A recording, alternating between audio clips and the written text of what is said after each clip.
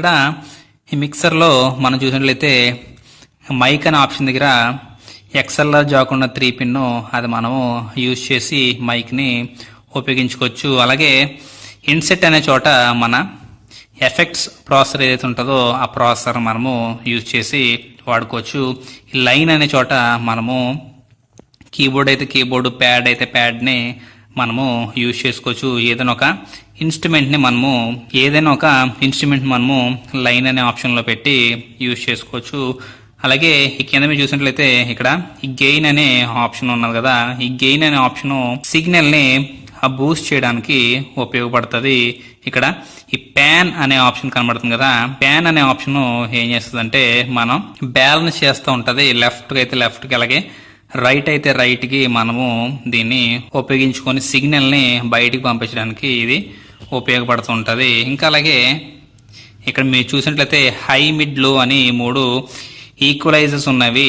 ఇవి ఏం చేస్తాయంటే హై అంటే ఇక్కడ ఆ ట్రిపుల్ అని అర్థము, లో అంటే బేస్ అని అర్థము. ఇక్కడ మిడ్ అంటే మన వాయిస్ని కొంచెము మాడ్యులేట్ చేయడానికి మిడ్ని మనము ఉపయోగిస్తుంటాము. ఇక్కడ ఈ సౌండ్ వాల్యూమ్ పెట్టుకోవడానికి తగ్గించుకోవడానికి ఈ ఫిడర్ అనేది ఉపయోగపడుతూ ఉంటుంది.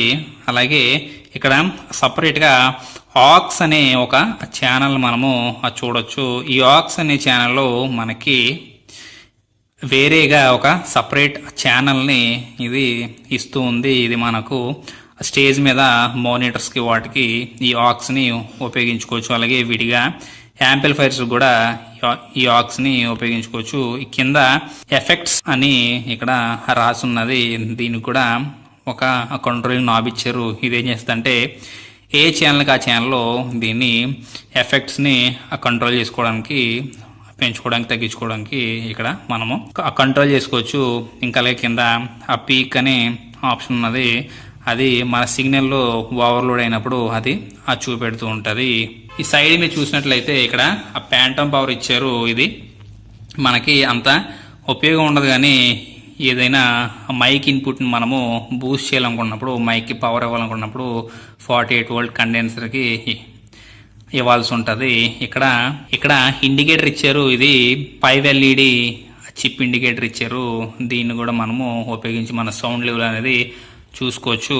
ఇక్కడ ఈ ఫోన్స్కి అలాగే ఆక్స్ ఎఫెక్ట్స్కి మెయిన్ కంట్రోల్స్ అనేవి ఉన్నవి. ఇక్కడ MP3 ప్లేయరు అలాగే స్టీడియో ఇన్పుట్ ఇవ్వడం జరిగింది. అలాగే రికార్డ్ చేసుకోవడానికి బయటికి లెఫ్ట్ అండ్ రైట్ ఇవ్వడం జరిగింది.